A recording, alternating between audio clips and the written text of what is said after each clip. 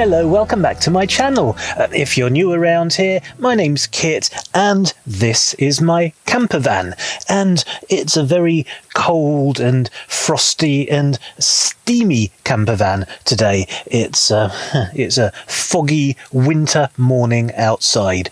And today I'm parked up at BRIERLEY Country Park. It's a new discovery of mine. It turns out it's not far away from where I live. And it's actually a very nice little park.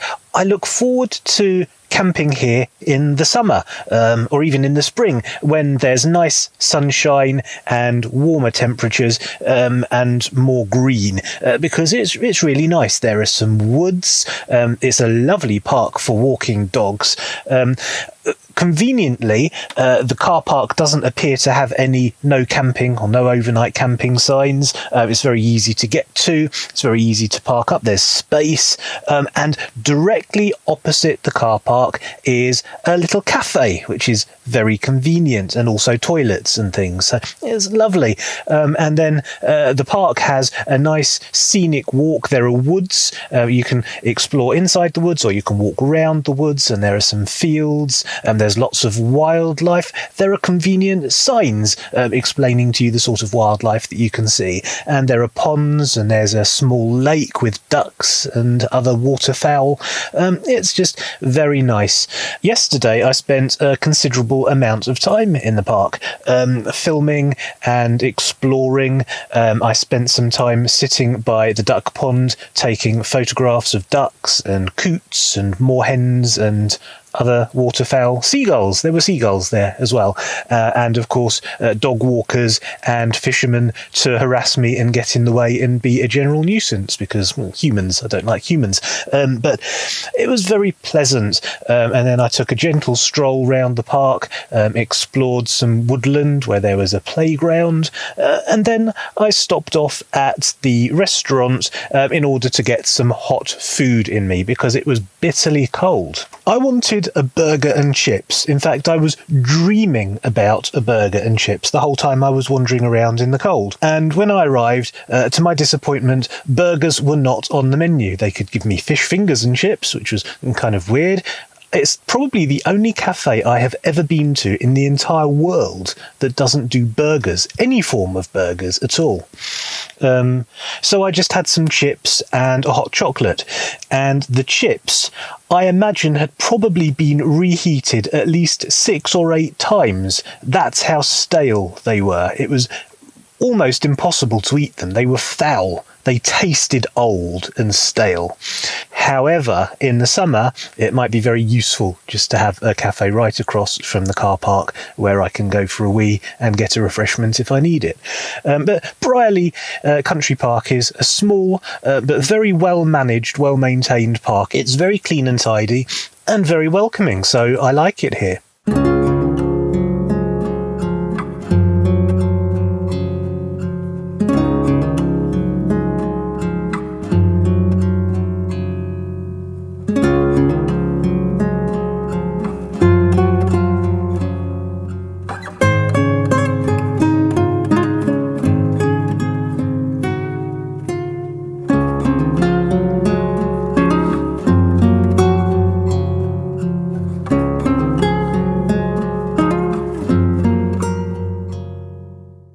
So yesterday I interrupted my time at BRIERLEY Country Park because I had a booster vaccination scheduled. So I took a brief drive to my local vaccination centre in order to get a booster shot. I've already had 2 AstraZeneca shots, so I'm double vaxxed, and this is the booster. And I was given Spike Jones, Spike somebody. I'll put a caption up. Anyway, it was a different vaccine this time, and apparently that's good for a booster to be different from the previous vaccines you've had. It gives you more mixture of antibodies. So I'm absolutely full of antibodies now, and I will show you some footage of me going and getting my booster. Oh, steamy. It's steamy in here. Hello, doggies. Lots of doggies. And we're turning left.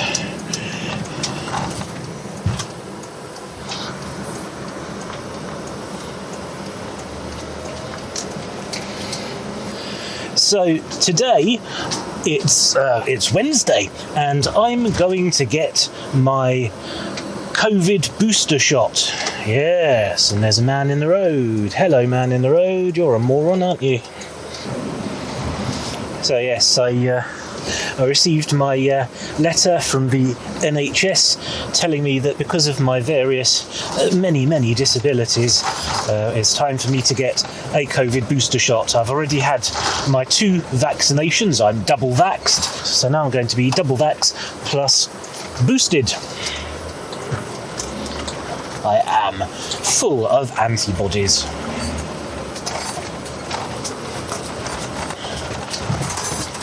Watch out, big old rolling turd coming through. A big old rolling turd coming through. Speed bump.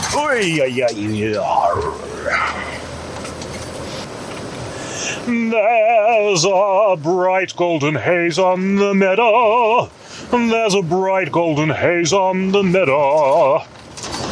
My COVID booster will make me immune to you. And then all the customs will let me right through. Oh, what a beautiful morning. Oh, what a beautiful day. I've got a beautiful feeling. Boosters are coming my way.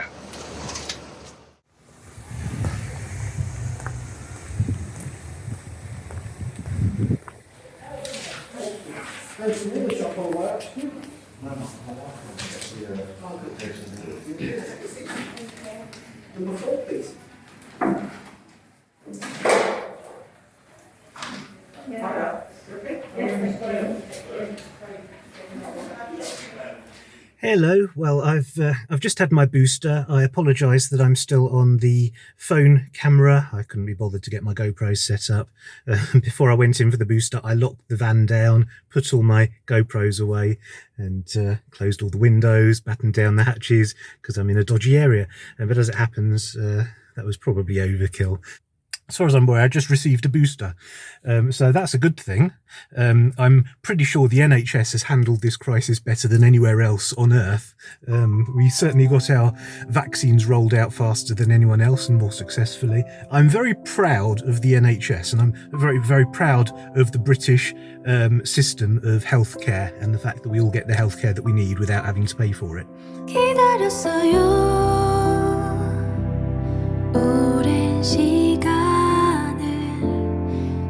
지나고 빛이 쏟아지길 삶이라는 건 답이 없었고 하루하루가 버거웠던 날들. Now it's time for me to discuss the elephant in the van. I'm not referring to my magnificent physique this time. I'm talking to the mental health thing. And this is a difficult topic for lots of people. I lost some subscribers and got a couple of thumbs down the last time I mentioned this. But I think it's really important to have an open, honest, frank discussion about disability and van life. I don't want to be a disabled van lifer. I just want to be a van lifer. It just so happens that I've got a disabled sticker on my windscreen, and occasionally I bump up against my disabilities on the road. But I think it's important every now and then to discuss mental health on the road, as it were, because it's affected me recently, as some of you will have noticed. I've actually taken a couple of weeks off van life. You won't have noticed me taking time off because I had actually got a couple of weeks ahead of myself in terms of creating content. But I used that couple of weeks to basically go home and stay in bed for a while because I was exhausted, I was burnt out, and depression hit. I've had the blues. I've had a very bad depression for the last couple of weeks. I've been struggling a lot. And van life, I have to say, does not help. In fact, it adds an extra layer of pressure and anxiety. it's also a curative thing as well. I mean, van life does make me feel better. I love being in my van. Being in my van perks me up when I'm in the right frame of mind. But I started to feel very under pressure. I started to feel very overwhelmed by the expense of the whole thing and the responsibility and the fact that, oh shit, what have I done? Basically, my van life experience so far could be summed up as, oh shit, what have I done? Better make the best of it. Oh my God, I love this. Oh shit, what have I done? And so the oh shit, what have I done kind of overwhelmed me a little bit. And also the winter weather hit. And part of my bipolar experience is the winter blues, seasonal affective disorder.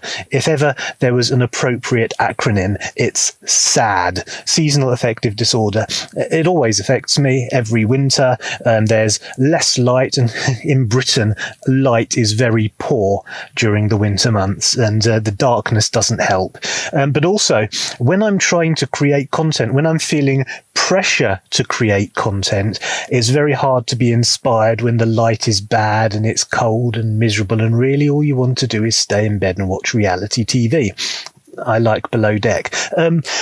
Lots of people have been very supportive, and I'm very grateful. I want to take this opportunity to thank my core viewers, and there is a core group of viewers who always watch my videos and give me really good feedback and lots of positive reinforcement and encouragement, and just help to keep me motivated and moving forward, because I really struggle with that. I've now come out the other side of that and been inspired to make more stuff. And that's kind of where I'm at the moment. And that's also the nature of bipolar mood swings. You swing back and you swing forth and you swing back and you're up and you're down and you're up and you're down. Mood swings is what bipolar is all about. And when you're up, you're very, very up. I'm not there yet, but I'm on my way back up. I feel myself heading finally, thankfully, in an upward trajectory again, and that's a very nice feeling. I'm starting to get hope and optimism back. It's part of the nature of my particular disability that I have multiple personalities. I have the up version of me and the down version of me, and the various other versions of me that exist somewhere in between those two planes. And that's also, as it turns out, the nature of this channel. My Q&A kind of revealed to me that I have essentially two different types of content, authenticity and I have entertainment, and I kind of do both, often in the same episode. And in the Q&A, I asked what people preferred. And it turns out that my audience is as split and as bipolar as I am. I'm just going to keep doing what I do. I'm just going to keep making films for me and filming whatever takes my interest at that moment in time, and talking about whatever takes my interest, and editing it together in whichever way happens organically, because that's authentic and also entertaining sometimes, hopefully, occasionally. I'm inspired by all the other van life channels that I watch, and there are quite a lot of them. And I watch these guys and I want to be like them. I want to be in their club. I was never one of the cool kids at school. I never had any friends, ever. Or occasionally I would have one friend. But I was never a popular kid. And I would look at the popular kids, the cool kids, the pretty ones, the popular pretty cool kids, and think, I want to be in their club. And I'm experiencing a lot of that with van life. I'm watching these amazingly talented and happy and healthy, mostly vegan people going off and having adventures all around the world in their vans, and thinking, I want to do that. But not only are they having amazing van life adventures, they're also making amazing films as well. They all seem to be really good filmmakers. every single one of them has a drone, of course, and I feel that my films would be infinitely better if I had a drone, but I can't afford one. I can barely afford the van. If anyone wants to donate, if anyone wants to buy me a drone, I would be very, very grateful. And also a better laptop to edit on, and many other things. Yeah, I'm very envious of all these other channels, but I'm not jealous. I don't resent them. I envy them, but I admire them as well. It's one of my good qualities is that I'm not a jealous person, although I do experience lots of envy, and there is a big difference between those two things. But I love these van life channels. I watch them. Me and my hubby watch all the van life channels that we love regularly. And it's inspiring. I want to be a good filmmaker, filming van life and travel and adventure. And so I'm going to continue to do that within my means and within my capabilities. And hopefully I will improve and get better at it. And hopefully my audience will grow to the extent that eventually I might be able to afford a drone. That would be very nice. So there's nothing else to say really, except that I find myself by chance, by complete coincidence, filming what will turn out to be my Christmas episode. I'm not a Christmassy person. I don't really do Christmas, but I know that a lot of you do, and a lot of van life channels have been doing Christmassy episodes with Christmas decorations and that sort of thing. No, I'm not going to do that. I was, but I'm not going to. I'm just going to say, if you do Christmas, have a very happy one. Happy Christmas and New Year, and that's probably a good place to leave it. Thank you so much for watching my humble channel that's trying so hard to be one of these cool kids. And if you haven't subscribed, please do so. I really need all the help I can get. Please subscribe, please like, share, comment, do all the good stuff. Have a happy Christmas, and I will see you next time. See you later.